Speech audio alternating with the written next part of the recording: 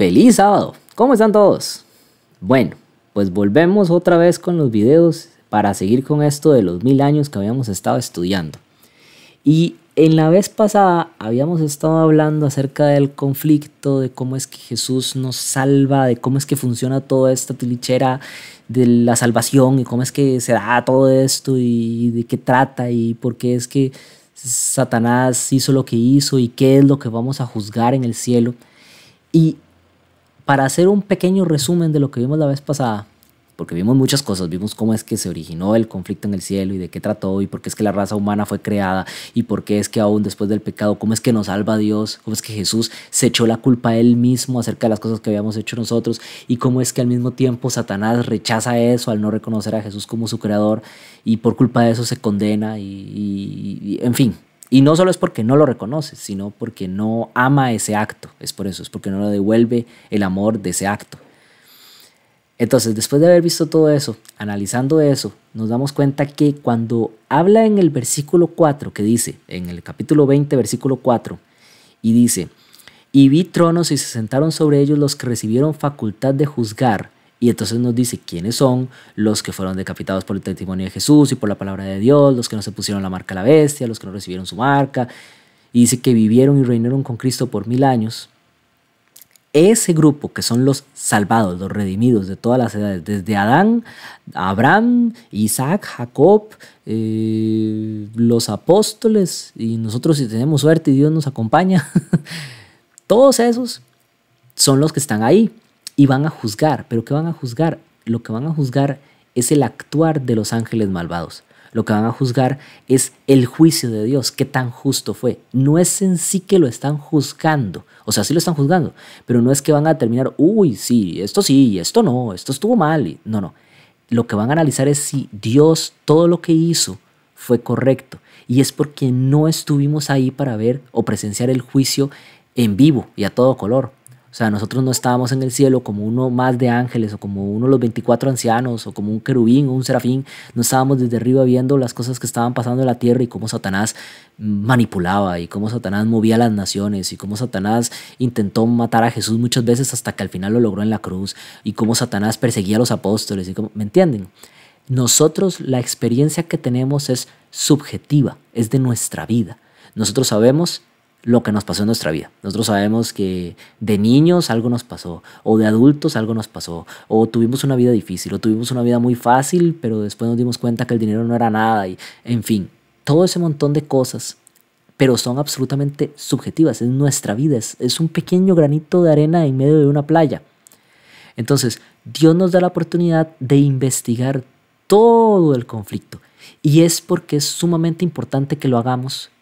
Porque un ángel, vean, les voy a poner un ejemplo. Supongamos que en la iglesia a la que ustedes van hay un hermanito de esos que usted dice, este se va directo al cielo. O sea, este ya tiene el boleto comprado, pagado, alquilado y sellado. Ya no hay nada que hacer. Ya fijo se va al cielo. No se va caminando con Dios porque de verdad. Y digamos que usted llega al cielo y no lo encuentra por ningún lado.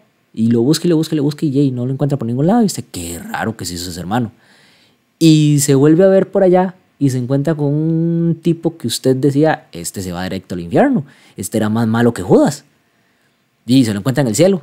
Y usted dice, ¿y qué rayos pasó aquí? O sea, el que era un santo fue condenado y este que estaba como para hacerle miche y pique a Satanás, está aquí. ¿Y qué fue lo que pasó?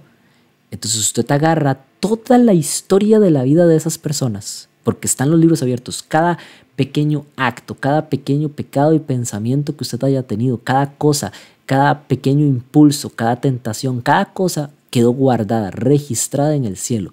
Usted agarra y ve todo el pasado de la vida de estas dos personas y dice, ah, no, sí, mira, este que era un santo, pues en realidad era un pervertido y un tipo malo y andaba persiguiendo gente y hacía cultos satánicos y cosas por el estilo.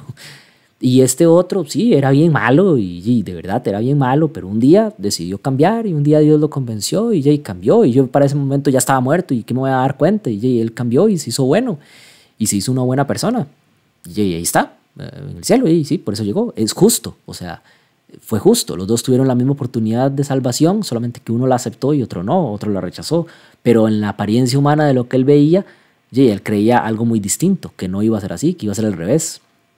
Y de hecho lo podemos ver en la Biblia. O sea, agarren el caso de Pablo. Esteban murió pensando que Pablo era un criminal que le estaba sosteniendo las prendas y rogándole a Dios por esas personas a ver si se lograban salvar porque estaba bien difícil. Y cuando llegue al cielo y vuelva a ver, Pablo va a tener una corona como de 8 metros con un montón de estrellitas por todas las almas que él salvó. Va a haber dejado escrito en la Biblia varios libros y es el apóstol de los gentiles y se va a quedar con cara de poker face. Este era el que estaba sosteniendo los mantos de los que me apiedraron. O sea, ¿qué está haciendo aquí en el cielo? Y no, bendito sea el Señor, pero hay que ver qué fue lo que pasó ahí. Y por otro lado, digamos que una persona se pone a buscar por todos lados a ver qué fue lo que pasó con un tipo como Balaam, que era un profeta de Dios y él lo veía como alguien muy bueno y un santo y se pone a buscar por todos lados y dice, qué raro que no está por ningún lado. Y en eso se pone a leer la vida de Balaam y se dan cuenta que incluso intentó maldecir al pueblo de Dios y que la codicia lo llevó al punto de darle ideas a los reyes de Moab para que destruyeran el campamento de Dios. Y era bien malo entonces. O alguien que conoció al rey Saúl cuando estaba empezando a reinar y que era un gran siervo de Dios, se muere y no vio toda la parte en la que él se cayó y persiguió a David y terminó yendo con agoreros y espiritistas para que le levantaran a Samuel de la tumba y no vio nada de eso y no conoce esa parte de la historia. Entonces en el cielo, para él va a preguntar qué está haciendo aquí, porque no está Saúl por ningún lado, qué fue lo que pasó. ¿Sí me entienden? Entonces, esos 1000 años están determinados, están apartados para que la raza humana entienda cómo fue el juicio, comprendan de qué trató el juicio, qué tan justo fue y también para que entiendan cómo funcionaba la justicia de Dios. Porque yo se las expliqué la vez pasada, pero como les dije, un ángel podría estarse agarrando la cabeza y mirando para otro lado y torciendo los ojos y diciendo, bueno, sí, pero no, o sea, no es así, hay un montón de más de cosas y, ay, no lo entiende, mejor lo entiende en el cielo. Bueno, pues sí, lo voy a entender en el cielo porque aquí no lo logro entender. Aquí la mente humana es muy cerrada, muy tontos, somos muy tontos. Entonces no logramos entender, somos como niños. En el cielo durante esos 1000 años todos nos vamos a hacer ancianos. Esa es la idea, esa es la meta. Todos hacernos ancianos, o sea, todos hacernos sabios, todos entender cuál fue el propósito de Dios, cómo se llevó a cabo el juicio, qué fueron las cosas verdaderamente que pasaron, las tentaciones que vivieron, la persona que te caía malísimo y que usted detestaba y que usted decía, ay Señor, yo lo tolero, pero qué difícil es este hermano. Y usted agarrar y repasar la vida de esa persona y descubrir por qué él era así. ¿Por qué hizo esas cosas? ¿Cuáles eran las cargas y pecados, los traumas, los problemas, las angustias que él cargaba? Y tal vez usted después de leer todo eso diga, ay, mira, yo era el del problema, no era él. Y entonces el conocer cada una de las partes de las otras personas, cada uno de los pequeños detalles, incluso los más íntimos de cada una de esas personas, y suena feo, ¿por qué? Porque los seres humanos siempre queremos esconder cosas. Todos tenemos pecados que quisiéramos esconder, todos tenemos cosas que no nos gustaría que los demás supieran de nosotros. Se nos cae la cara de vergüenza. Bueno, pues así es toda la raza humana. Entonces, pues ya, todos se les va a caer la cara de vergüenza durante ese tiempo. Todos van a saber eso. Va a llegar David y se va a tener que disculpar con el amigo que condenó a muerte porque se enamoró de su esposa. O sea, y eso va a estar duro, eso va a estar bien feo. Piénsenlo. Y él les va a pedir perdón y también él va a tener que pedir perdón acerca de otros pecados que haya cometido. O sea, un montón de cosas.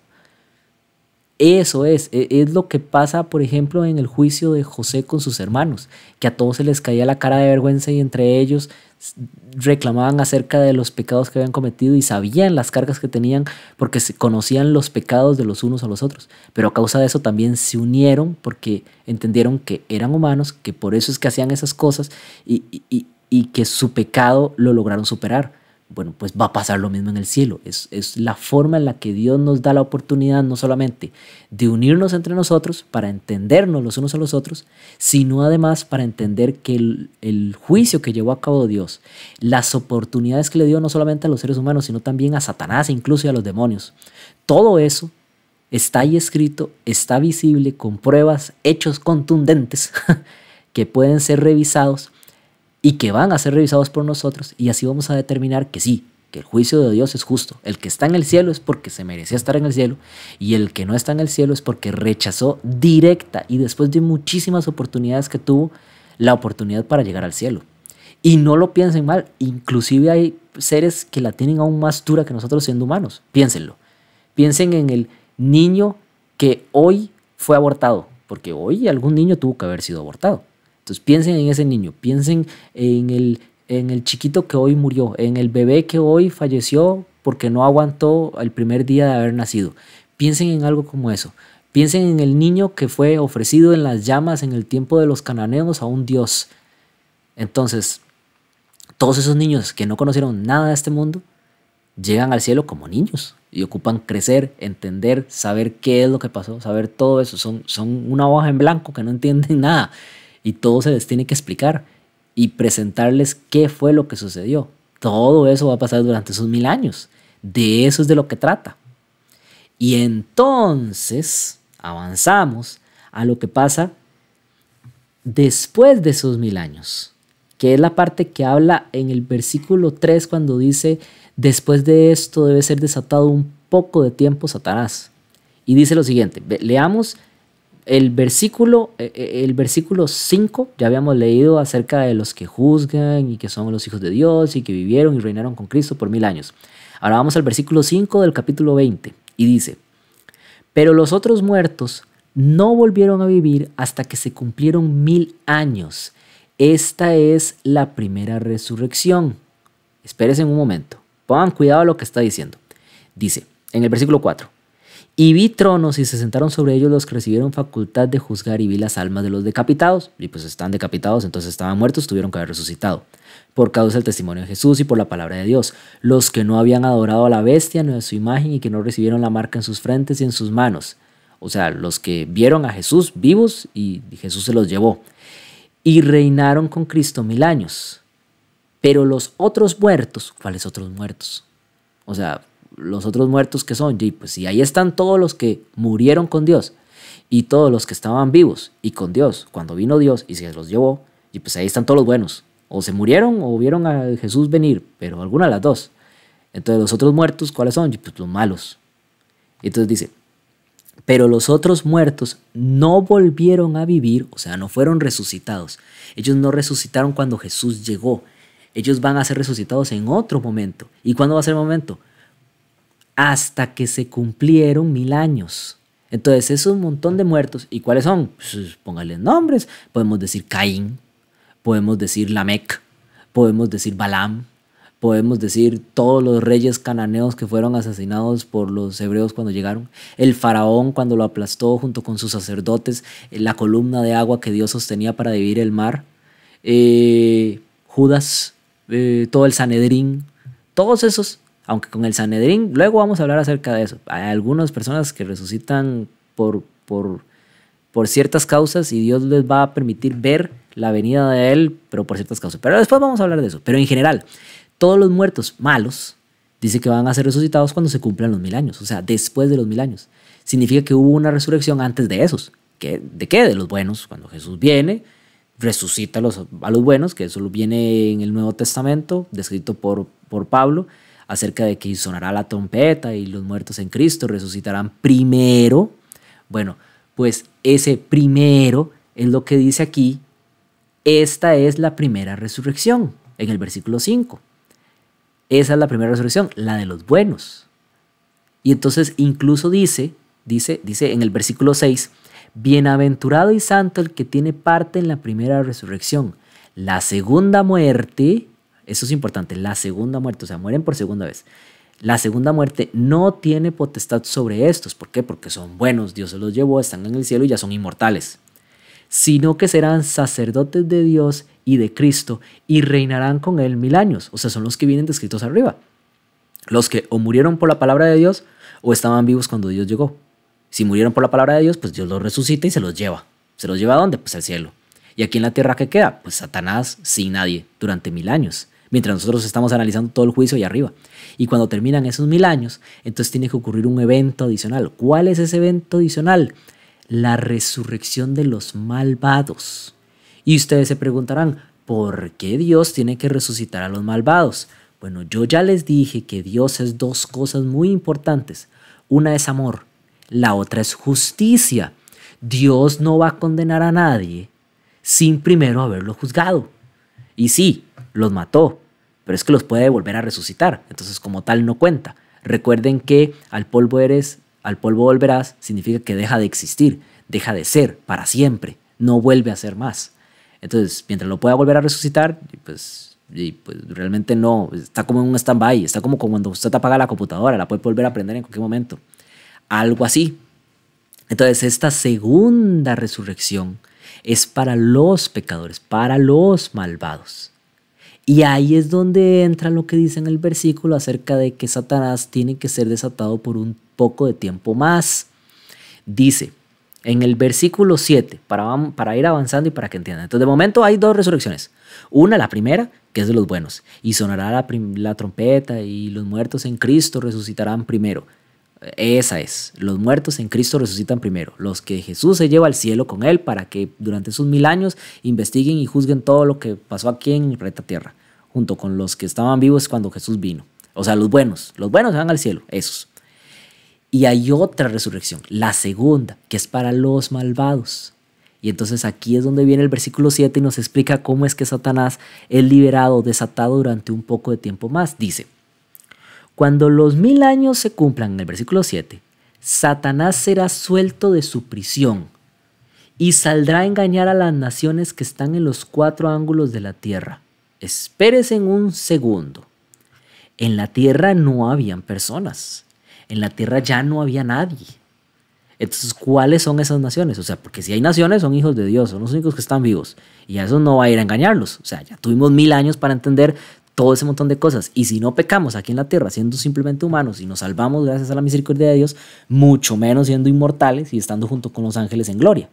Entonces, ¿de quién está hablando ahí? ¿A quiénes va a engañar? ¿Hay más seres humanos aquí en la tierra? Porque hay gente que cree eso, que van a haber personas aquí en la tierra.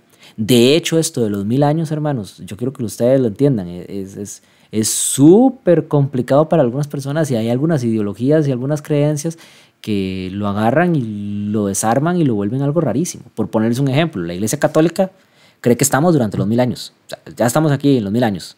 Estos son los 1000 años. Y durante este tiempo es que la Iglesia haga que todas las personas se vuelvan buenas y vuelvan su vista hacia la Iglesia, porque es la única forma de salvarse. Y no tiene ningún sentido, que yo sepa, Jesús no ha llegado en ningún momento, pero según ellos estamos en los 1000 años. Entonces, esto de los 1000 años tiene que ser bien entendido. Y dice que Satanás era suelto de su prisión. ¿Cuál era su prisión? Su prisión era no poder engañar. ¿Por qué? Porque estaba solo. No había nadie a quien engañar. Entonces, una forma de quitar eso es que haya gente a quien engañar. Ese es el arma de Satanás, ese es el poder de Satanás, engañar gente. Si no tiene gente a la cual engañar, él no tiene poder. Bueno, pues, ¿y qué tal si Dios resucitó a todos los seres humanos malvados que alguna vez existieron? Desde Caín hasta el último pecador que estuvo cuando Jesús llegó y fue destruido por su gloria. Todos son resucitados de golpe, que se llama la segunda resurrección. Y entonces esa segunda resurrección trae de un solo golpe un montón de tipos malvados que aparecen como estaban cuando estaban vivos y que son perfectos para Satanás para influenciarlos y manipularlos y engañarlos. O sea, Satanás vuelve a tener sus armas. Y Dios le da 1000 años para que recapacite y piense las cosas que ha hecho con calma. Y lo primero que hace cuando tiene la oportunidad es volver a pecar. Volver a pecar, a intentar engañar y a ponerse en contra de Dios y armarle la rebelión y pelear contra Él. Revelando el carácter de Satanás, revelando que no se puede salvar porque Él no quiere ser salvado. Él no lo desea, los demonios no lo desean.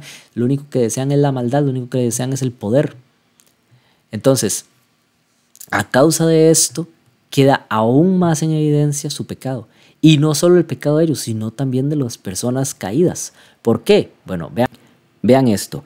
Si ustedes se van al libro de Ezequiel 38, notan algo interesante. Primero leamos en Apocalipsis 20 lo que habla acerca de este suceso después de que Satanás es liberado de su prisión. Dice en el versículo 7, cuando los 1000 años se cumplan, Satanás será suelto de su prisión. Y el 8 dice, y saldrá a engañar a las naciones que están en los 4 ángulos de la tierra, a Gog y a Magog, a fin de reunirlos para la batalla, el número de los cuales es como la arena del mar, si son un montón de pecadores resucitados. Y subieron sobre la anchura de la tierra y rodearon el campamento de los santos y la ciudad amada, y de Dios descendió fuego del cielo y los consumió. Paren y frenen un toque. Primero, dos cosas importantes. ¿Qué es Gog y Magog? O sea, ¿de qué está hablando ahí? Y la segunda, porque en la tierra está la ciudad santa. Bueno, la segunda se responde muy fácil, pues porque bajó, así de simple. O sea, cuando Dios va a resucitarlos, lo que hace es literalmente traerse la ciudad santa que está en el cielo a la tierra. ¿Por qué? Piénselo de forma simbólica. En la tierra es donde el pecado apareció con mayor fuerza y donde se llevó a cabo un mayor pecado. Entonces tiene mucho sentido que ahí Dios sea donde se postre y donde ponga su trono y donde ponga su ciudad, demostrando que Él destruyó el pecado y que ahora reina Él. O sea, donde reinó el pecado, ahora reina Dios. ¿Sí? Tiene mucho sentido. Y la primera era, ¿qué es Gog y Magog y de qué está hablando? Acerca de que Satanás reúne a esas naciones para ir en contra de Dios. Bueno, es que les cuento la historia y luego se los demuestro bíblicamente. Satanás, la historia va más o menos así. Satanás pasa 1000 años sin nada que hacer, viendo las uñas crecer y pensando acerca de todas las cosas malvadas que hizo y las que podrá hacer después. No se arrepiente de nada durante esos 1000 años, sino que más bien su odio crece más y desea con enormes deseos destruir a Dios y a todos los santos. Y literal, traer desgracias y tormentos a todos. Se vuelve más malo incluso. En vez de que le sirva para recapacitar, se vuelve más malo. Y entonces, estando en ese estado, que va cayendo Dios con su ciudad. Y llega y se postra en su ciudad. Y Satanás la ve dónde viene y se esconde. Y en eso Dios resucita a todos los que alguna vez hayan pecado. Todos los malvados que alguna vez existieran. Todos los que se condenaron. Todos los que no fueron a dar al cielo. Todos son resucitados en su antigua gloria. Desde los gigantescos y enormes hombres de la antigüedad en el tiempo de Adán y antes del diluvio, hasta la gente del faraón que fue aplastada por el agua y el Sanedrín y todos los romanos que alguna vez batallaron y que fueron malvados y etcétera, etcétera, etcétera. Cada una de las personas desde la modernidad hasta la antigüedad son resucitados de golpe. Y Satanás ve que todas esas filas literalmente lo van a seguir. ¿Por qué? Porque son malos, así de simple. Todos son fáciles de engañar y se muestra como ángel de luz y les vende un cuento, otra vez por medio de engaños. ¿Por qué? Porque eso es lo que hace Satanás, engañar. Dice que va a engañar a las naciones. Para engañar a las naciones usted le tiene que mentir. ¿Cómo le va a mentir? Pues hay un montón de formas. Les puede mentir diciéndoles la verdad. Por ejemplo, les puede decir, vean, nosotros todos estamos condenados, todos nos vamos a morir, así que aquí es peleando a ver si nos salvamos. El que quiera pelear, que se me una. Pues, pelear usando la verdad. O sea, ciertamente todos están condenados. Están condenados porque no quieren recapacitar. Si cualquiera de ellos en ese momento recapacitara y se arrepintiera y no pecara más, sino que deseara que Dios lo salvara, Dios lo salvaría. Lo que pasa es que no lo van a hacer. Ya están juzgados, pero no juzgados de que Dios determinó, sí, este no se salvará ya más. No, están juzgados en el hecho de que ellos mismos ya no van a salvarse. O sea, ya ellos no quieren salvarse, ellos no quieren renunciar a su pecado. Y entonces Satanás puede manipularlos como quiera. Esa es una forma. Otra forma es engañarlos diciéndoles una mentira bien mentirosa, como se muestra en forma de ángel de luz junto con todos sus demonios y les dice, es que tenemos que luchar por conquistar esa ciudad que en realidad es nuestra porque nosotros somos los verdaderos dueños y todos los que estaban ahí le van a seguir, unos por codicia, otros por simple ceguez al ver algo tan hermoso como un ángel resplandeciente. En fin, y lo van a seguir. El punto es que todos los van a seguir y todos van a atacar al campamento de Dios. Y en ese momento, cuando todos estén atacando al campamento de Dios, se va a demostrar al fin y por último, o sea, va a ser el punto de la historia final acerca del pecado en el que se demuestra que ellos, incluso si se les daba otra oportunidad de estar vivos, iban a volver a pecar y con mayor fuerza. Y ahora, ¿qué es Gog y Magog? Bueno, si ustedes se van al libro de Ezequiel, en el libro de Ezequiel viene una profecía contra Gog en el capítulo 38. Y no lo voy a leer todo, solo voy a leer partes para que ustedes entiendan de qué está hablando. Dios utiliza a un reino de Gog para poder mostrar lo que va a pasar en el futuro con este ataque de Satanás. Y dice: vino a mí palabra de Jehová diciendo: hijo de hombre, pon tu rostro contra Gog, en tierra de Magog, príncipe soberano de Mesec y Tubal. Profetiza contra él y di: así ha dicho Jehová el Señor, he aquí yo estoy contra aquí, Gog, príncipe soberano de Mesec y de Tubal. Y te quebrantaré y pondré garfios en tu quijada y te sacaré a ti y a todo tu ejército de caballos, de todo en todos equipados, gran multitud, con paveses y escudos, teniendo todos ellos espadas. Entonces un montón de gente. Pero oigan lo que dicen, por ponerle un ejemplo, en el versículo 7. Prepárate y apercíbete tú y toda tu multitud que se ha reunido a ti, y sé tú su guardia. De aquí a muchos días serás visitado, al cabo de años vendrás a la tierra salvada de la espada, recogida de muchos pueblos, a los montes de Israel. ¿Y por qué? Bueno, en el versículo 9 dice: subirás tú y vendrás como tempestad, como nublado para cubrir la tierra para cubrir la tierra serás tú y todas tus tropas y muchos pueblos contigo. Así ha dicho Jehová el Señor: en aquel día subirán palabras en tu corazón y concebirás mal pensamiento. Le está hablando Satanás. Esta profecía es para Satanás. Está usando a Gog y a Magog como ejemplos. Pero en realidad todo esto es acerca de lo que va a pasar al final de los tiempos con Satanás. Y dirás: subiré contra una tierra indefensa, iré contra gentes tranquilas que habitan confiadamente, todas ellas habitan sin muro y no tienen cerrojo ni puerta, para arrebatar despojos y para tomar botín, para poner tus manos sobre las tierras desiertas ya pobladas.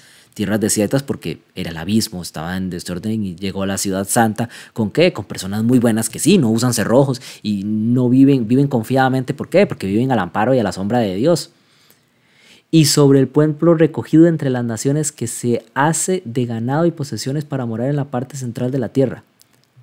Dice en el versículo 14: por tanto profetiza, hijo de hombre, y di a Gog: así ha dicho Jehová el Señor, en aquel tiempo cuando mi pueblo Israel habite con seguridad, no lo sabrás tú, vendrás de tu lugar de las regiones del norte, ya hablamos acerca del príncipe del norte, del rey del norte, tú y muchos pueblos contigo, todos ellos a caballo. En el versículo 16, subirás contra mí, pueblo de Israel, como nublado para cubrir la tierra. Dice, oigan qué interesante esto, en el versículo 17. Así ha dicho Jehová el Señor: ¿no eres tú aquel de quien hablé yo en tiempos pasados por mis siervos los profetas de Israel? Está hablando de Satanás. Los cuales profetizaron en aquellos tiempos que yo te había de traer sobre ellos. En aquel tiempo, cuando venga Gog contra la tierra de Israel, dijo Jehová el Señor, subirá mi ira y mi enojo, porque he hablado en mi celo, y en el fuego de mi ira, que en aquel tiempo habrá gran temblor sobre la tierra de Israel. Entonces, nos está hablando de cómo va a ser eso. Piensen, un montón de personas resucitadas, malvadas, poniéndose a favor de Satanás, armados hasta los dientes, atacando la ciudad santa, y en eso sale Dios, sale Jesús, y todos los seres humanos, todos los seres redimidos y los ángeles se paran en los muros de la muralla de la ciudad santa, que es enorme. Después vamos a hablar acerca de eso, pero es enorme. Y se paran alrededor viendo toda esa multitud, y entonces Dios procede a efectuar el castigo, procede a efectuar la justicia, a demostrarles el error en el que estaban. Dice en el versículo 21, y en todos mis montes llamaré contra él la espada, dice Jehová el Señor, la espada de cada cual será contra su hermano. Y yo litigaré contra él con pestilencia y con sangre, y haré llover sobre él, sobre sus tropas y sobre los muchos pueblos que están con él, impetuosa lluvia y piedra de granizo, fuego y azufre, y seré engrandecido y santificado, y seré conocido ante los ojos de muchas naciones, y sabrán que yo soy Jehová. Y ustedes pueden leer el capítulo 38 y 39, y ahí se van a dar una idea de todo lo que va a pasar acerca de Gog y Magog y cómo va a ser toda esa visión.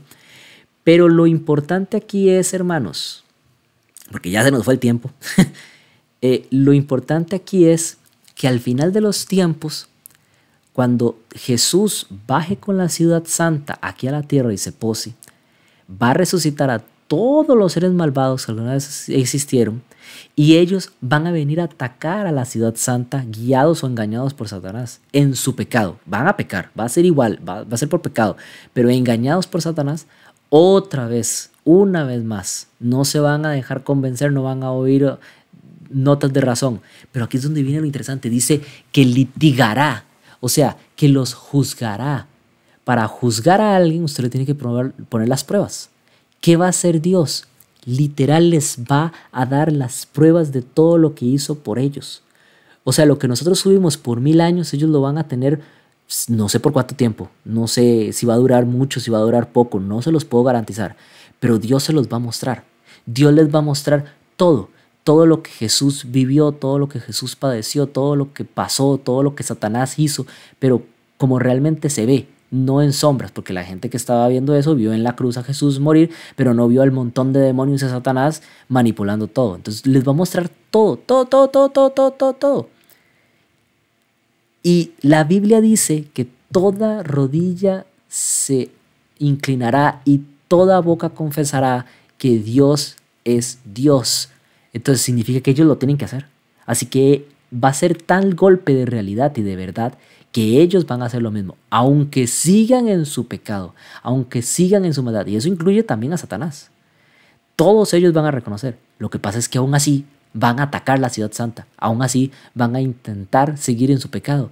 Y por eso es que Dios los condena en fuego y azufre, que es lo que viene en el versículo que acabamos de leer, en el capítulo 20, versículo 9, y subieron sobre la anchura de la tierra, de Apocalipsis, y subieron sobre la anchura de la tierra y rodearon el campamento de los santos y la ciudad amada, y de Dios descendió fuego del cielo y los consumió. Y el diablo que los engañaba fue lanzado en el lago de fuego y azufre donde estaban la bestia y el falso profeta. O sea, son símbolos, esos son sistemas, no existen. Así que lo que está diciendo es que van a ser destruidos, que no va a quedar nada. Entonces, después vamos a ver la última parte acerca de este versículo porque tenemos que repasarlo, porque dice, y serán atormentados día y noche por los siglos de los siglos.